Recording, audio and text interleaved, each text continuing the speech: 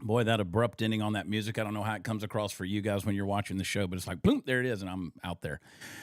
Hi, everybody. Good afternoon. Welcome to the Chad Prather Show.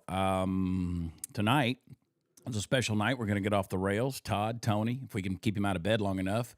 Party Foul Steve, Megan, myself, we're going to be on our respective Rumble channels, and we're going to do a little off the rails funny show. So set your clocks. We're going to be 10 o'clock Eastern, 9 o'clock Central, right after Maggie Moo's show on the subject, and she's going to start at 7. So she's going to go 30 minutes earlier than what the rest of us are doing. So, you know what? I'll just selfishly tell you to jump right on here. If you're used to coming to my show and coming on my channel, do it. Come right on here, and we're going to have some laughs, man.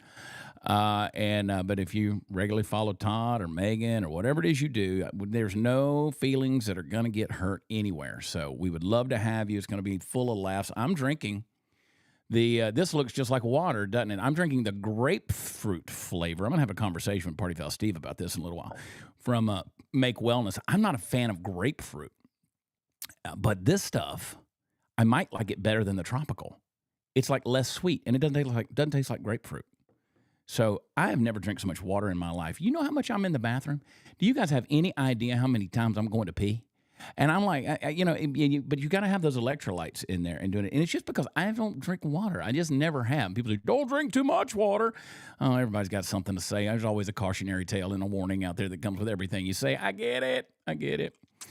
Don't worry, I promise you. I got a lot of making up to do before I drink too much water. I will be in Jefferson, Louisiana. That's New Orleans, Friday night.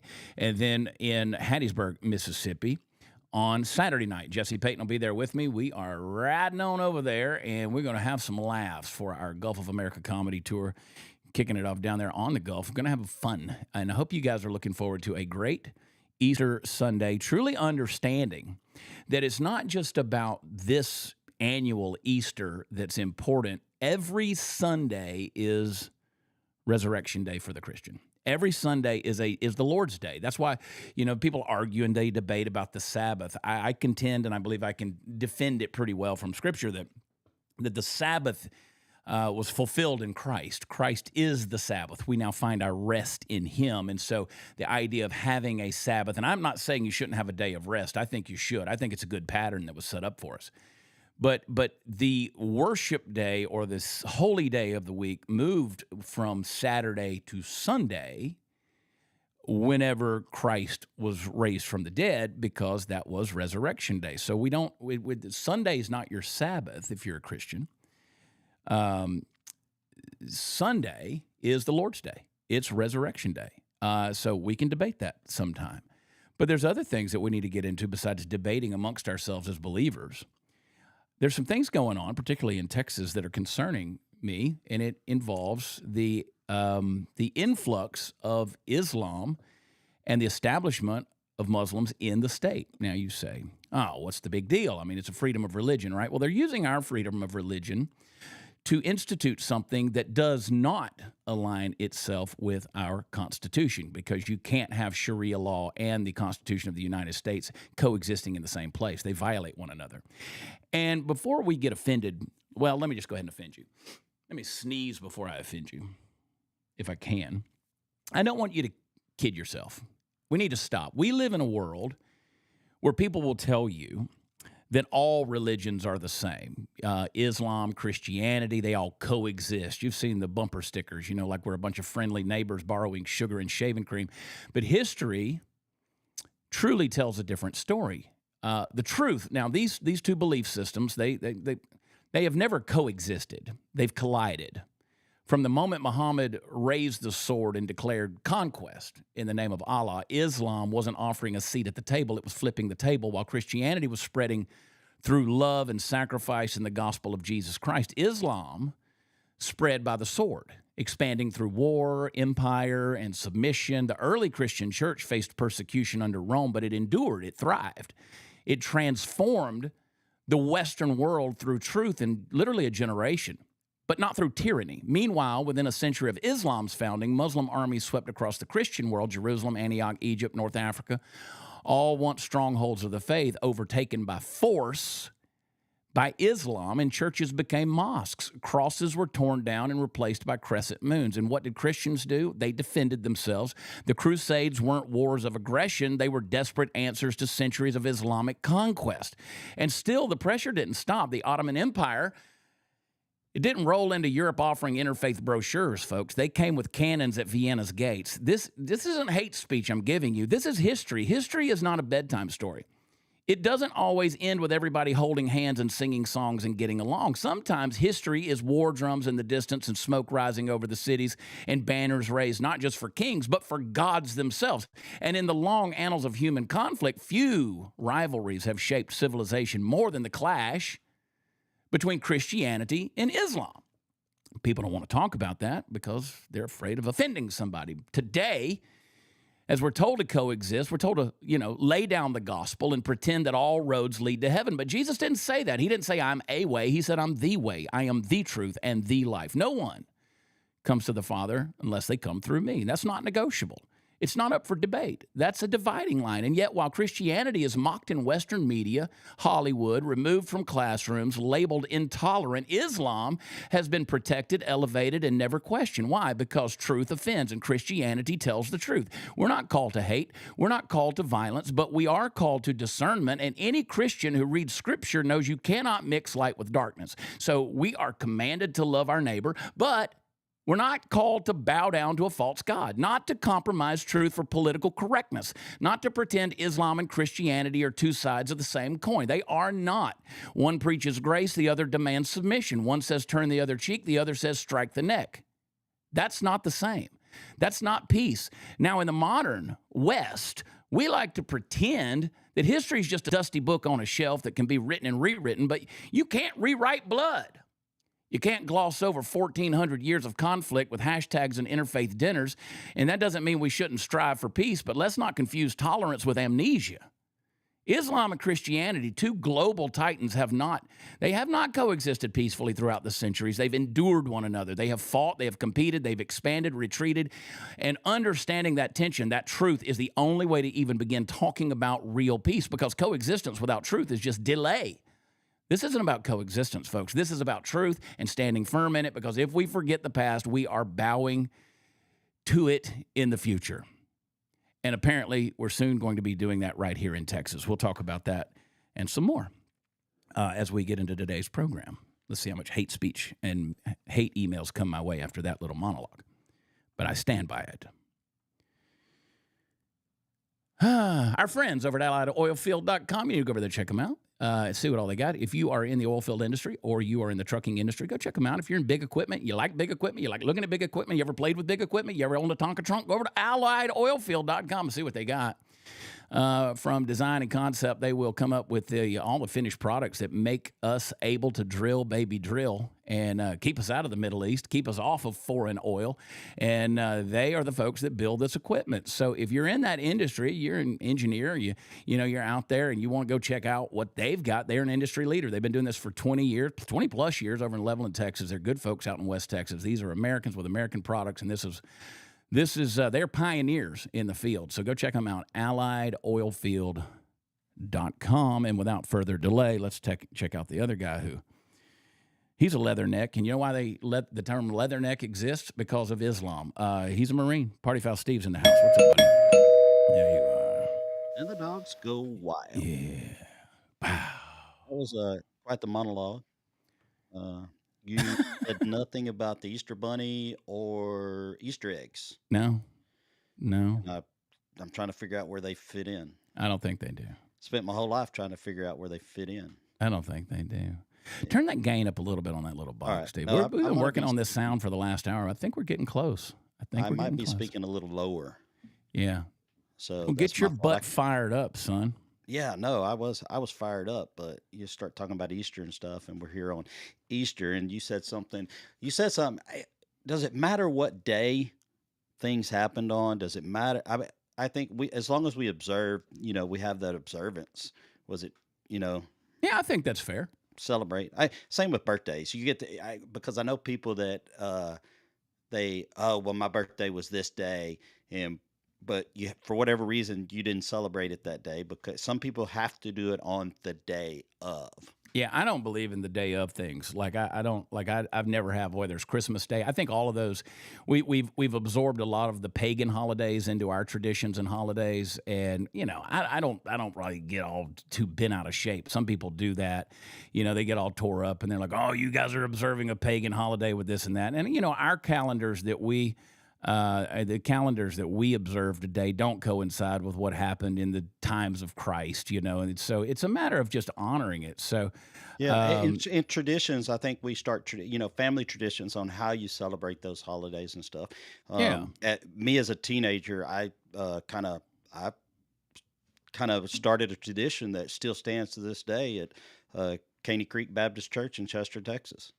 I used to hide the Easter eggs on Sunday, and I would hide them in the ant beds. And as far as I know, they still do it. So it's like you have a little bit of a perverted mind. it And that's carries why I on. keep you around. I am a horrible person. As we've been looking for those reels for tonight's show, I You just have an kept, interesting you like special needs people and little people.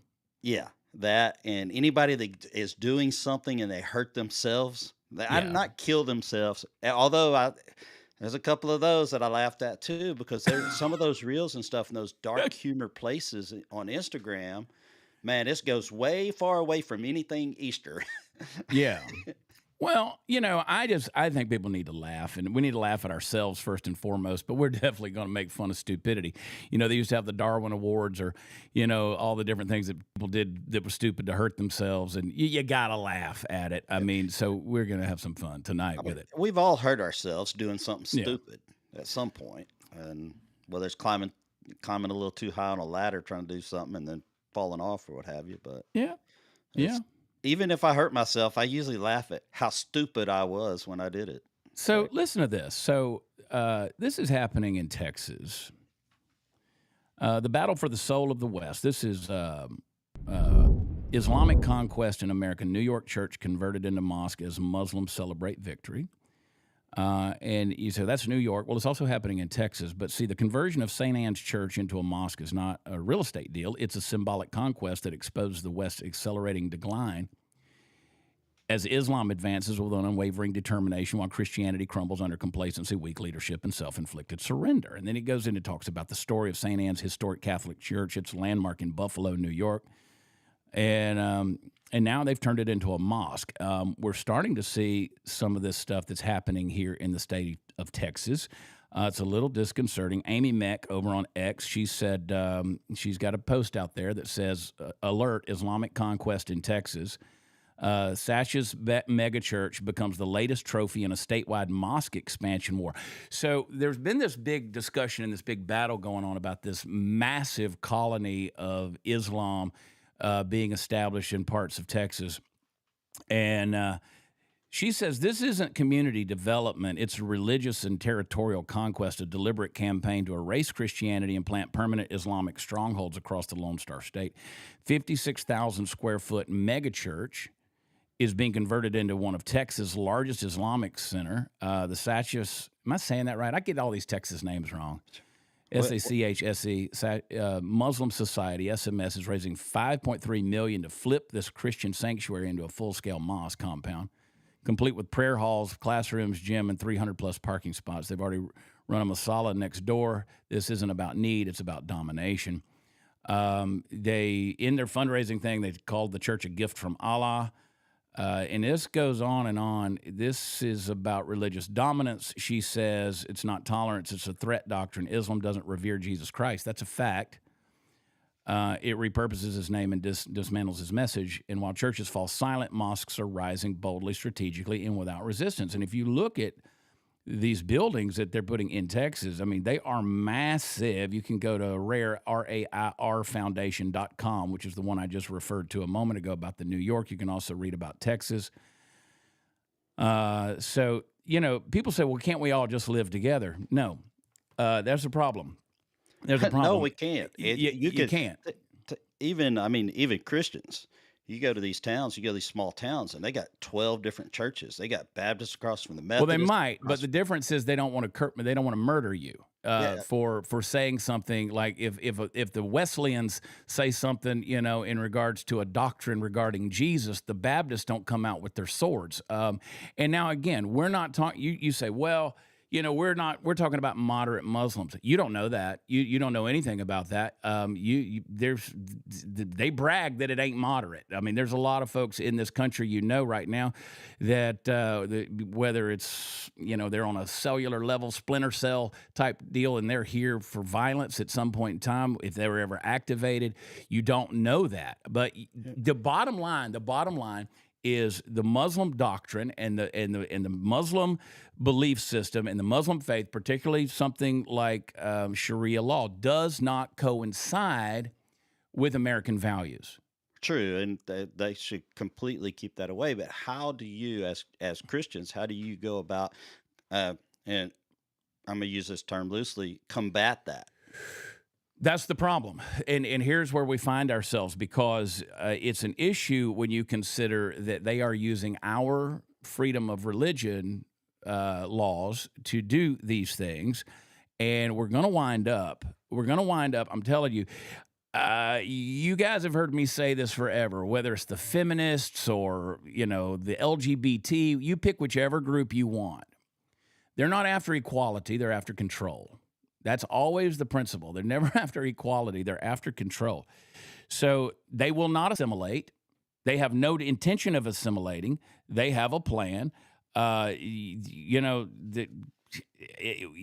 you do? I mean, it's a hard situation. I'm open to the discussion. I'd love to hear what you guys have to say about this, but I'm just telling you, and I caught a lot of hell for saying this back in 2017 after the terrorist attack in Paris. I said, Islam is not a religion of peace. It's not. Everywhere it's gone, everywhere it's had a foothold, it ends the same way. It's death to whoever doesn't follow Islam. And people get mad at me, and they want to talk about, well, Malaysia. And I'm like, yeah, Malaysia. We're not talking about Malaysia. Maybe, maybe if you think about it, that if Christians were as devout to their faith as the Muslims are to theirs, you might not have. You might. Well, we're not, and I can tell you that. People, the problem that I have with the modern American church, and so for those of you who may have an affinity towards or affection towards the Muslim faith, let me just say, I can get on the churches as well. So, the modern American church, the disenfranchisement, the disconnection of community, the lack of fellowship, the lack of truth, the lack of faith and true gospel being preached, the Bible teaching, we have dug our own grave in a lot of ways. I want you to listen to this Islamic radical give this stern warning to America, okay? Play this clip. The message for the people of Gaza is going to be more of the message that should be sent to the people here, in that they have achieved victory. We haven't done anywhere near enough. And the people here, I promise you, we do feel ashamed. We do feel like we're not doing enough. We do feel like change needs to come, because change must come. And in the form that it must come is that this empire, the American empire that's been hurting our people since the beginning, the imperial Western powers that have been hurting our people since the beginning, they must fall. And inshallah they will fall. And my message to the people of Gaza and the oppressed peoples across the world is that there are people here, both young and old, who are going to be willing to fight and are willing to put their lives and everything they can on the line to bring these empires down, because they must come down. Well, I obviously, direct threat. That's a direct threat, and he's obviously, he's probably, you notice he's got his useful idiot standing there, the white woman standing next to him, idiot, and she's got her face uncovered, and he looks like Where's Waldo. So it's kind of hard for me to take this guy seriously. But again, go back to my opening monologue. Islam spread by domination, by tyranny, by subjection, forcing submission, wars, aggression. If I said that already, I should say it again, aggression, and also by propagation. So they just have, 12 kids a family, and then they just grow. Whereas those of us in America are having our 2.4 kids, if even that much anymore. And it is not a good situation. It just, and people could say, you can say, oh, I'm offended by what you're saying. I don't give a rat's ass if you're offended. I'm telling you, history proves this, upholds it over and over again. And you say, well, there's moderate. No, they're not moderate. Even listen. True practitioners of Islam don't believe in moderate Muslims. They don't believe in that. No, They don't believe in that. They would cut their heads off just as fast. Yeah, they don't believe Maybe in that. faster. So, I mean, I've got. I won't bring him into the thing. He's not here to defend himself. But my, my friend that's claims to be both gay and Muslim. I'm like, bro, you can't. Can't coexist. But this is what we're doing in America at the American church. This is what we're doing. This is the kind of stuff that we're calling, teaching the Bible and preaching the Bible. This irritates me. This pisses me off. This is why the church has lost all power. I mean, we literally had the mission field brought into our country through an open border, and we repelled it, which we should have done. But how much did the church lose in its opportunity to win souls to Christ and convert those who were in this country? Look, this is our problem right here. This is right here. Take a look at this church.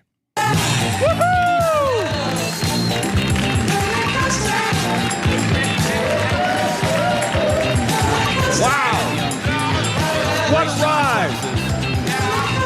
I've never been on a roller coaster like this before. I want to go around again. So he's on his little roller coaster, and he's going around, they're waving. They got the mega church of, I don't know, I think their church has like 24,000. Somebody can fact check me on that. It's one of the churches that I frequently watched on Sunday. When we lived in Florida, that we would watch on the YouTube. Watch Fellowship Church. And I will say that historically, people like Ed Young and various others of the ilk, I'm not saying anything negative about them or their faith. I've always thought that they were very creative in the way they taught things, but I've known a lot of these guys over the years that'll spend, they'll spend $150,000 to do a sermon series for 3 weeks, and that $150,000 was just to build these stupid sets. That to me, give somebody a platform to preach and speak. I don't need to go to some satellite church out there, and this will piss off the mega church goers, and I don't care about that either, because it's not an argument you want to have with me. And you got to go out there and watch a preacher on a screen. And like, how much preacher worshiping can we do in this country? Like, how much bootlicking, sycophant loving, idolizing, big time mega church, celebrity worship of, we create this stuff with these preachers and these mega ministries, and nobody can say anything about them. And it's like, you guys are going in there and you only care about the atmosphere and the entertainment aspect of it and how good the music is. And I mean, their music is phenomenal by the world standards. You have to look. I'm saying you have to. You don't have to, but whether I agree with it or don't disagree with it, but look at what they're up against for in society. We have to get their attention. We have to do whatever it takes to bring them in the door or get them watching. You don't have to bring them in the door anymore because they can watch. They have it right at their fingertips. They'll flip over to the next channel because there's another mega church on. Let them. When Jonathan Edwards and the great preachers of the Great Awakening, when he preached sinners in the hands of an angry God, and people were literally holding onto the pews and grabbing one another because they felt like they were being cast into hell physically right there while listening to the sermon. He was blind as a bat, man. He wore spectacles, and he read in a monotone voice. He read the manuscript of his sermon with the pages held this close to his face, and the conviction was so strong that people were converted. I mean, the deepest, darkest sinners of the day and of the community in the area were coming to Christ because the power of God was falling. And I just don't think that we're there to entertain people. I think the gospel, most people don't even know what the gospel is. The gospel is 1 Corinthians 15, the Apostle Paul says, we preach to you first this gospel, the death, the burial, and the resurrection of Jesus Christ. What that means is it's not a message, it's not an invitation, it's not a teaching, it's a proclamation of victory. It says we won. We won all of it. We won everything. We won for eternity. The death, burial, and resurrection wins. And you go out and you stand, and the kerygma, the preaching of the gospel, is not sitting on a stool and expounding point by point. It is a stand up and deliver declaration that says we won, and you better come over to the truth, or else you have an eternity of judgment waiting for you. You either accept this victory or you lose. And that's the dominant message of the kingdom of God according to Christianity. But again, Islam has to coerce people. You either have to be born into it or coerced into it. Yeah. Well, like growing up, if like Vacation Bible School in the summertime, to get kids to come, they'd have snow cones and hot dogs. They've had to step up the game. And I hate all that. Yeah, I understand I'm not that. saying Well, don't entertain the kids. You got to I'm get not them saying in the door before you preach to Well, them. I'll say this. Again, that's an American problem. Yeah. That's an American problem because, one of my mentors, Herb Hodges, used to say there's two things that you can't save, and the church is full of both of them: seats and saints. Yeah. We're called to save sinners, and the American church is full of seats and saints. And so, yeah. I just kind of take that point. I understand what they're trying to do. They're trying to get to the masses, and they have to get as many as they can in, and they're doing what they need to do. But if you get to the masses with a lifeless message, a powerless message, something that is an impotent faith, why does it matter? Hopefully you're just their recruiting a message, mob of followers. Hopefully their message reaches some. It's not going to reach them all. Well, I could go kind of deep into it, but it would sound awfully judgmental of me, and I'm not going to. Well, I would be mine's real shallow because I just see it as they're playing the game of, getting the views, getting the clicks, getting the, whatever it takes. Yeah. Well, it works for them. Yeah. And people are more interested in, there's no conviction. These people are in there. You got all these single people in there looking for relationships. And, a lot of these young people go and frequent these mega churches because they're looking for their, spouse or whatever. There's no preaching. There's no preaching against sin. There's no preaching against all those, the stuff that they're out there doing. And I'm going to say a church is a pretty good place to meet a wife. I met mine there. Yeah. It worked out pretty good. But your wife didn't let you come in the house. Yeah, I know. She made you stay a good boy. Yep, she wouldn't live with me in sin, and I tried to get her to. And so I said, "Well, then marry me." So yeah, and we are called to judge the church. People say, "Don't be judgmental." No, we are called to judge the church. If you're a saint, if you're born again, you're called to judge. The Apostle Paul says, if you're called to one day you're going to judge angels, how much more should we not judge one another? So judging sinners is one thing. Let God sort them out. But judging each other, and if you read Matthew 18 in the phrase where it says, "Where two or three are gathered in my name, there I am in their presence," that's in the context of church discipline. It's not talking about agreeing on things and praying over things. It's talking about church discipline. Well, that discipline only happens from a place of justice and judgment, which has to be carried out by the church. So it's there. Let's do this. Patriot Mobile, speaking of Christians, they're America's only conservative Christian wireless provider. They use all the same towers that the big three use. And they are a better deal for you because they don't send a portion of your bill off to the leftist, crazy, progressive causes. They support the things you do. They believe in the Bill of Rights, and they support your right to life, your right to free speech, your right to defend yourself and bear arms, and they support all those things with the money. So you know what? I like them a lot, and they will take care of our first responder heroes, our veterans, active duty military. You get over there, go to patriotmobile.com/Chad, use promo code Chad. They'll get you a free month's activation, and they'll give you a free month of service, but they'll get you free activation for our heroes out there. And I bet if you sweet talk them by calling 972-PATRIOT and talk to their 100% U.S.-based customer service team, they might do something sweet for you as well. But go check them out. They got a plan that will fit your budget. They'll help you switch things around, whether it's a number or phones or whatever you need to do. Go to patriotmobile.com/Chad or call them on the phone, 972-PATRIOT. Make that switch today. This is a wild story, Steve, right here. This is crazy. Which one? Which one? What we got? This is a crazy story. Sorry, So this I've my phone is hooked to the new laptop you got me. Yeah. And I don't know how to mute the ding. The ding and everyone.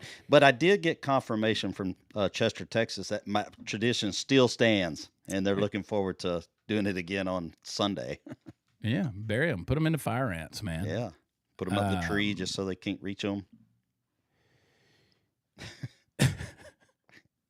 What is it I saw the other day where they were going to throw the Easter eggs out of the helicopter? I was like, what could go wrong here?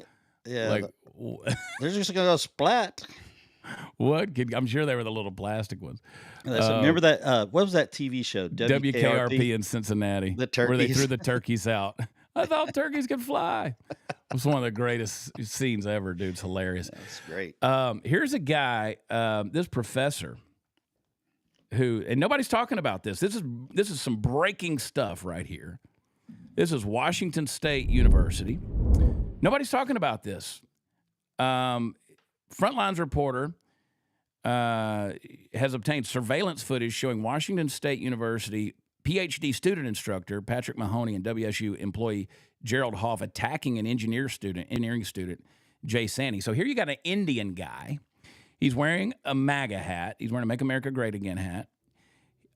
Sandy claims that Mahoney and Hoff assaulted him because he was wearing the Trump 2024 campaign hat. And so they got a hold of him pretty good. Let's play a little bit of this clip there to see what's up. Look at this.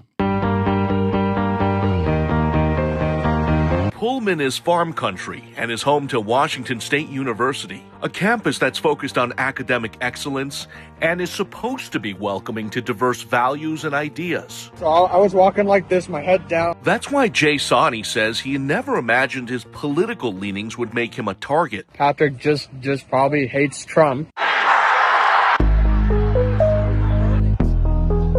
After a long day at work, the WSU junior says he got ambushed and jumped by Patrick Mahoney and Gerald Hoff. Patrick ripped the hat off my head for wearing this bright red Trump cap. He said to me, "Go get it, bitch." So punched me a bunch of times on the back. Sawney says they unleashed a vicious beatdown, all caught on surveillance cameras right in front of the Coug, a popular campus bar packed with students. Gerald also kicked me also a bunch of times too. Patrick, he grabbed my chest, I slammed it on the concrete as I was falling. He tried to defend himself. So I had to go throw my food at his face. But Sawney says 2 against 1 was just unfair. And I was like, what the hell just happened? And the melee left him with multiple scrapes and bruises. Because of this, yeah. Pullman police eventually found the pair nearby within hours of the chaos. I've seen this guy campus before. Okay. I know he's like right-wing dude. Mahoney and Hoff pretty much admitted to the allegations. I grabbed his hat, threw it, and I said, go get it. We did grab him and bring him to the ground. But tried to downplay the incident. I didn't hit him. I don't think I did something illegal, right? Someone touching. Someone touching. Oh, look at that. I don't know what that is, right? In fact, Mahoney tried to victim blame. He wanted to fight. He got what was coming to him. The officers didn't buy that story and arrested them on the spot. You have the right to an attorney if you cannot afford one. They're now Kinda facing tough when you're under 4th-degree surveillance misdemeanor assault charges. See, the thing is that this country, was also built, around tolerance. Sawney says he doesn't know Hoff, but his prior interactions with Mahoney may have played a role in this assault, since the two are at opposite ends of the political spectrum. Patrick said, I'm a communist because the system fails people. Sawney is a Republican and volunteers with conservative groups on campus like Turning Point USA. Can you tell me about Patrick?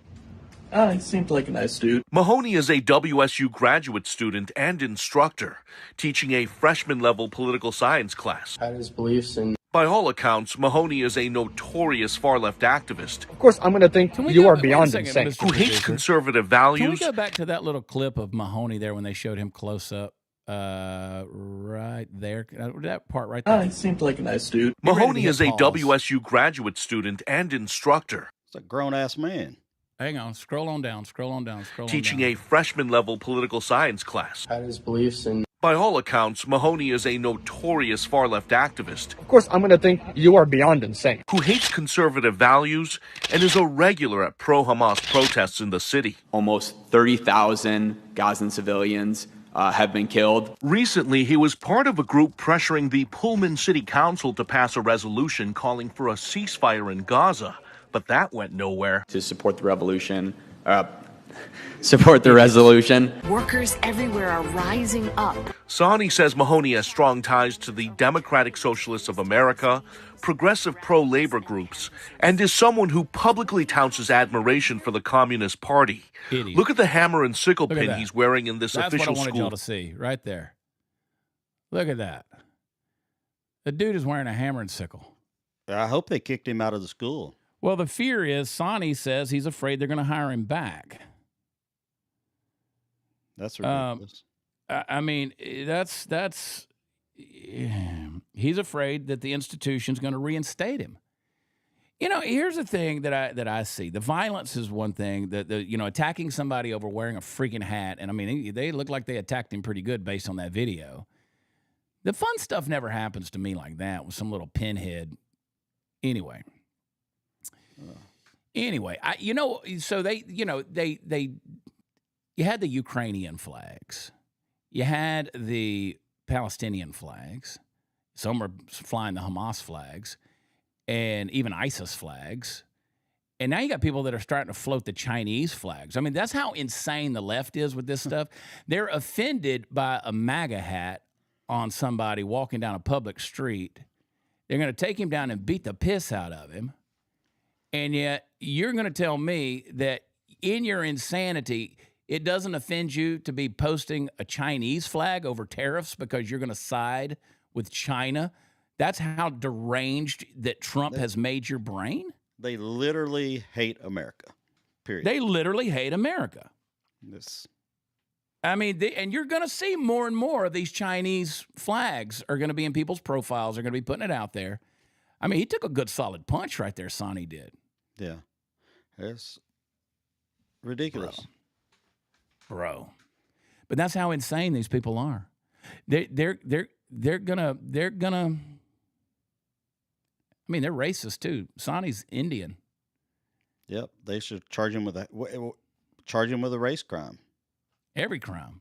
Like that didn't look like misdemeanor assault to me. They were beating a piss out of him, dude. If they were beating on him for wearing that hat, that's a hate crime. It is a hate crime. That's but it doesn't apply. It doesn't apply if you're conservative. So, these people, when you preach violence, push violence, and again, I had a guy last night, you guys know, I like to put my little Christian statements out there, my little reels out there. I'll put the prayers out in the morning on some Facebook pages, and I'll put some reels talking about the Lord, put some stuff out there. I like to remind everybody, kind of where I'm coming from. And, I got, this little gay troll that loves to jump on there all the time and call me a fascist. And I'm like, and an F you and all this kind of stuff. And I'm like, you're the one using the fascist language, dude. I mean, I hope you find what you're looking for. It's not my fault you're a homosexual, and haven't, but at the end of the day, you're the one that keeps attacking me. So you're the one engaged in the fascist behavior. But yet, again, they advertise what it is that they really believe and what they really do.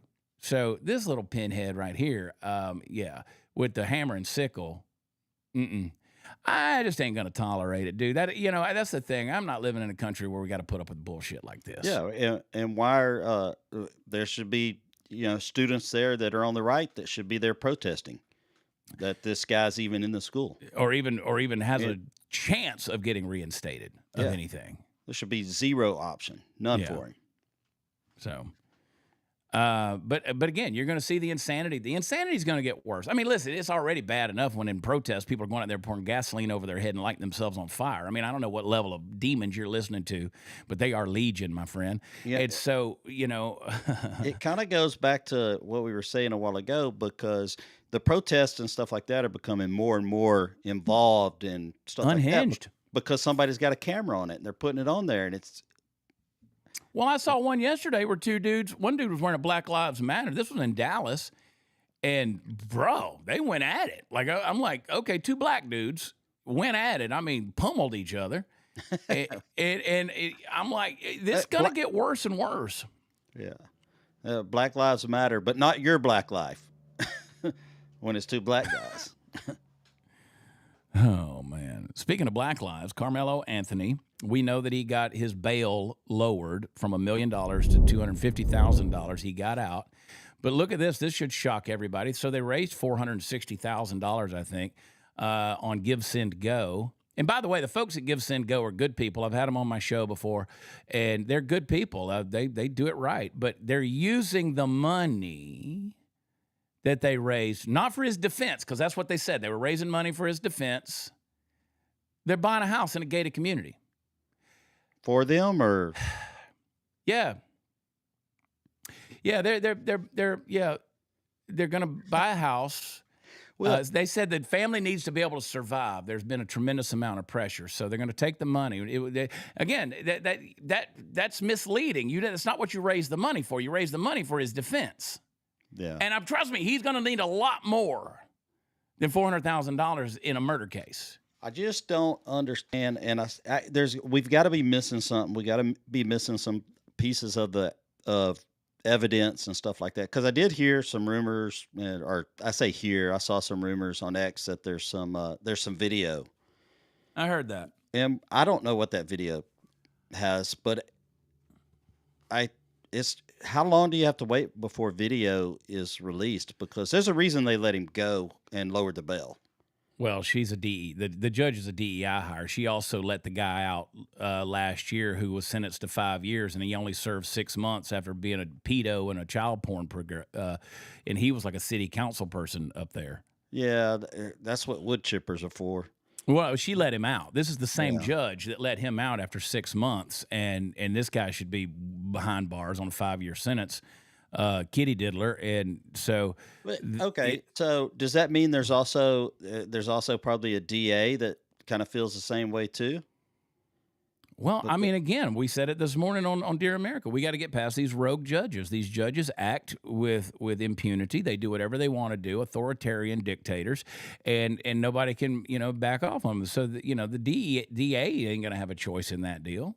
Yeah, but we should be hearing from them. Well, we should saying, be hey, hearing no, from this them. guy should, has no business being out. Well, Alan Dershowitz, who I'm no big fan of, but he is a great legal mind. I will give him that. He's got a great take on this Karmelo Anthony. He says the quiet part out loud. Play this clip.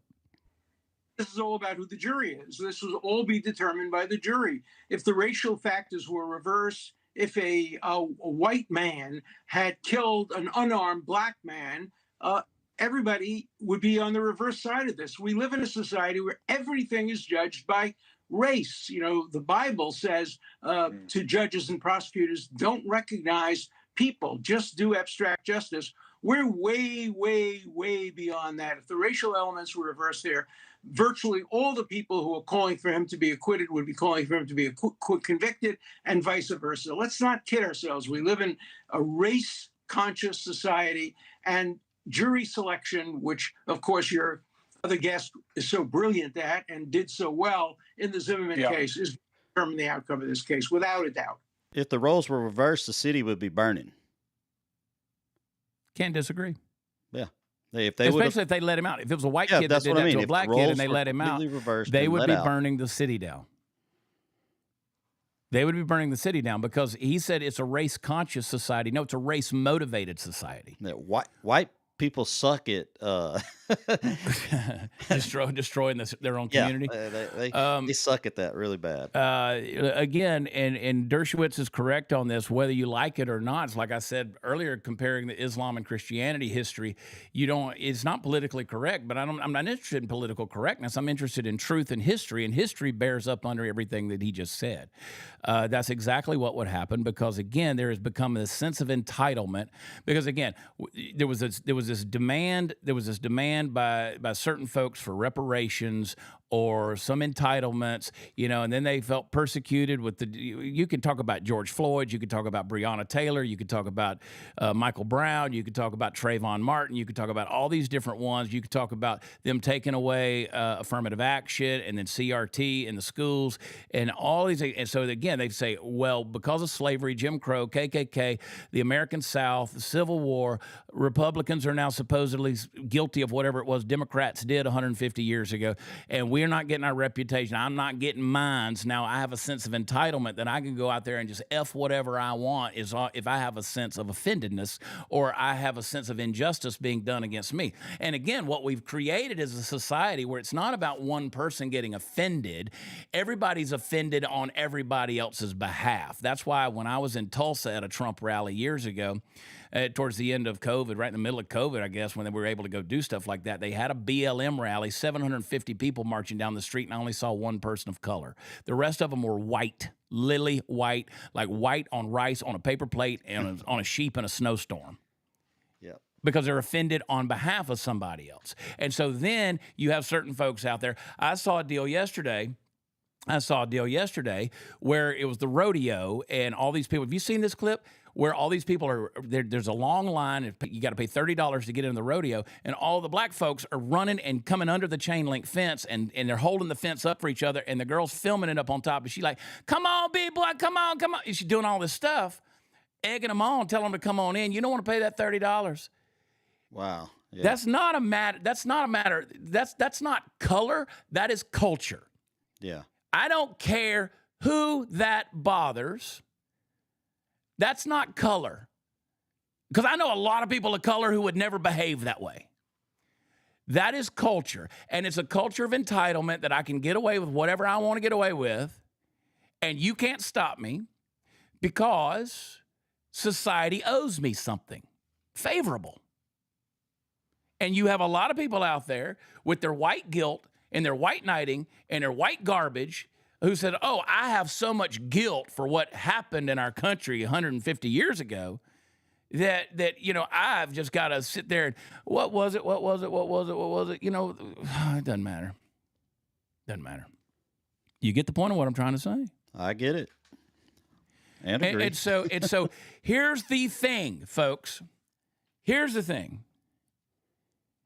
If there's not, I'm going to look this up. If there's not a level of outrage, I'm going to say it, by white people. Now, I don't know what happened between Karmelo Anthony and this Austin Metcalf. I don't know. We'll find out. But that's beside the point. This idea that everything that can be done in society because a certain group of people feel entitled to do it. Like I can go into a Walgreens and steal $750 worth of stuff and you can't stop me from walking out the door until people, and I don't care if you're white, black, green, orange, purple, brown, red, yellow, I don't give a damn what color you are. Until people that love a real society, love law and order, love justice, love values, love a foundation of truth, until those people get enraged and outraged enough to say, we're not going to put up with this bullshit behavior anymore. We're not going to put up with this crazy, tribalistic, savage behavior. People say, well, it's racist. Shut up. Shut up. Let me tell you what's racist, is when you get on there and tell me that you're going to defend Jasmine Crockett or whoever else it is when she says the most racist things in the world, and I'm supposed to sit there and take it. I'm sorry. I'm not a good lay there and take it kind of person. Man, we used to roll up shoplifters. I worked at a grocery store, and shoplifter come in there and stole $1 worth of stuff. We'd roll them in the parking lot. I'm sick of it, dude. I am absolutely sick of all of it. Let me see what David did. David we didn't Harris care what Jr. color they were either. I don't care about somebody's color, man. I don't care. You're talking to a guy that spent a decade and a half in Nigeria, for crying out loud. I've been in all the third world countries. I don't care what color you are. But I do care about the culture that you're trying to propagate. Yeah. That, to me, is insanity. I mean, at what point in time? I just read the story. I thought it was David Harris that had it, and it might be, but my gosh, they post so much crap. People post all day long, dude. You can't ever keep up with it. Where there was a couple just the other day, a man and a woman, and they're sitting on a bench, and somebody comes up and hits him in the back of the head with a big bladed machete-type hatchet. And they say they don't think the guy's going to make it. You're just sitting there on the bus bench. It's just we let insanity rule. It's the nut jobs. How long are we going to let that go? As Trump says, the whack jobs. How long are we going to let that go?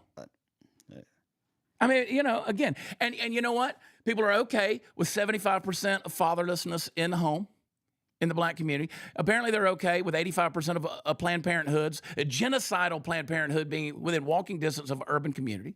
They're okay with 75% illiteracy rate. I don't even know what the rate is. You got people that are getting out of school in Baltimore. None of them can read. None of them can read. And you know what? In most inner cities, literally none of them can read at their grade level. They're way beyond it. It's and if they don't pass them and they don't let them through, it's they don't get their funding. It's they have to have a certain pass rate to get their funding. So hopefully the state's taking back over the education system will help with some of that. Yeah. But kill the Department of Education. Kill the Department of Education. I don't think you can't change culture overnight. I don't think you can change culture at all. You could bring fabrics of other culture into your own culture, but you're not going to change a culture. Yeah. Yeah. You're either a good person or you're not. I mean, the bottom line, there's a lot of bad people out there. Man's inhumanity to man. We've talked about it. And you know what? The heart issue, the prophet Jeremiah said, the heart is desperately wicked and deceitful above all things, and who can know it? You know what? And they doesn't talk about any color of skin. It's a heart issue. If you're right. If you can't change a desperately wicked heart, Steve, you're right. You're not going to change culture. You're not going to change the mentally ill. It's you could cover some stuff up with some drugs, but you're not going to change it. Yeah. Well, I want to remind everybody this month, backyardbutchers.com/Chad. Use promo code Chad. Go over there. They got a deal where they're doing a price freeze. So what that means is while meat prices are going through the roof at the supermarket, if you go for the 30 days, there's a 30-day window right now. If you'll go and get your, whether you're getting a whole steer, half a steer, your subscription box, whatever, they will lock that price in for the rest of the year. And you don't have to worry about how high the prices of meat goes at the grocery store. Backyard Butchers, these are Texas ranchers, and they got great beef, grass-fed, grain-finished. You don't have to worry about all the injections and the steroids and all the stuff. Great source for American-made, American-grown, American-processed, American-distributed beef.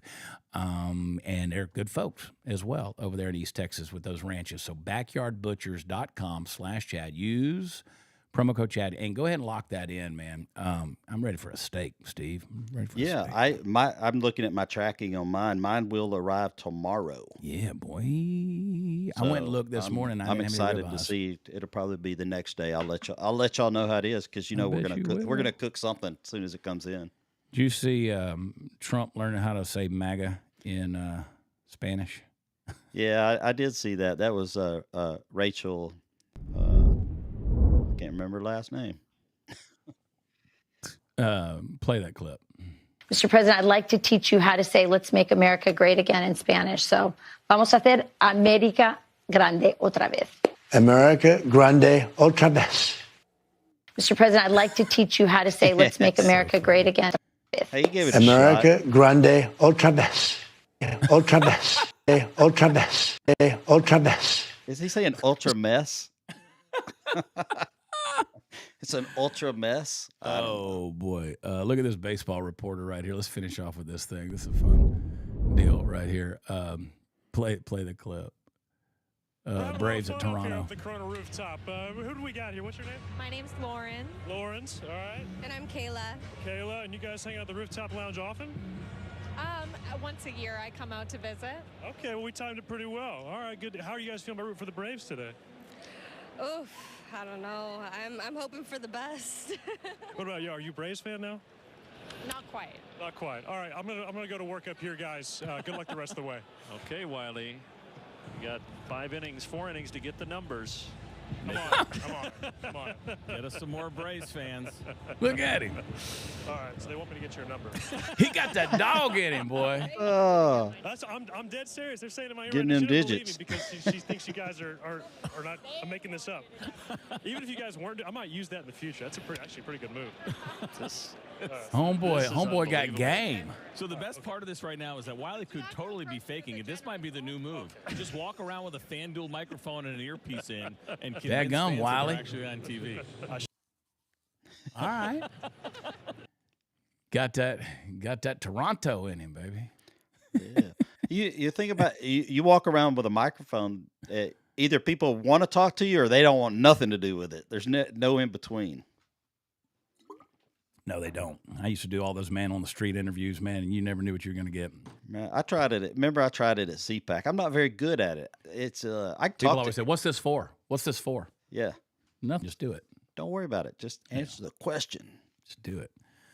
All right, we're going to be live tonight at 9 Central, 10 Eastern. If you want to stay up with us, hang out with us, it's going to be fun. Megan, Hot Seat Todd, and Kendra, they're over on their network, and then we'll be it's on. It's going to be a hoot. It'll be a hoot. We'll all be on there. Willie has the worst freaking gas. You know why? Because he ate some chicken that was seasoned last night from the soup. And I watched what he did. We went on a walk earlier between shows, and I watched what he did over in that field, and it was not nice. Yeah.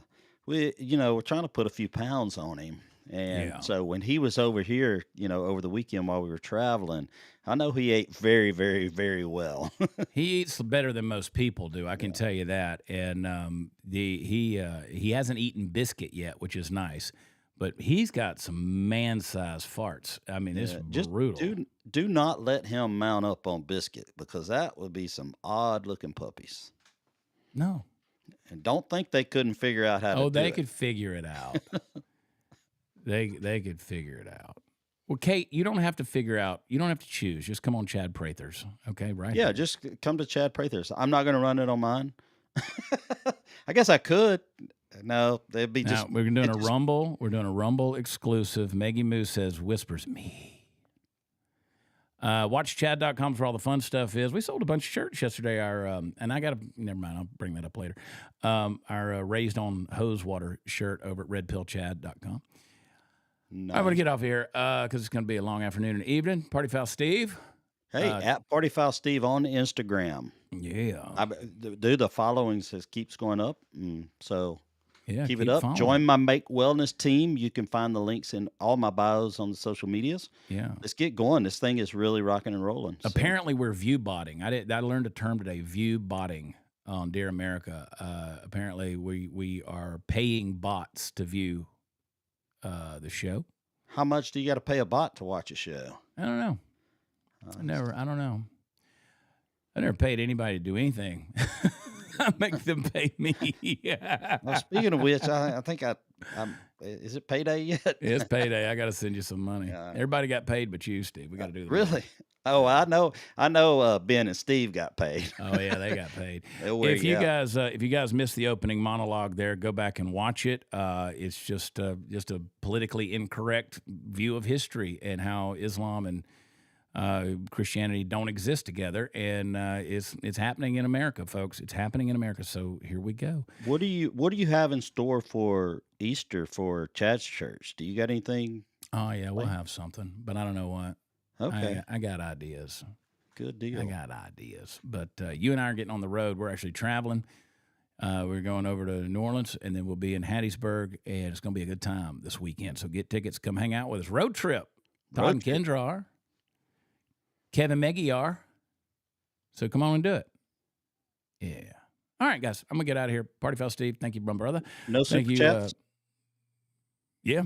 Do we have no super chats? No, we don't do that. I never think about super chats.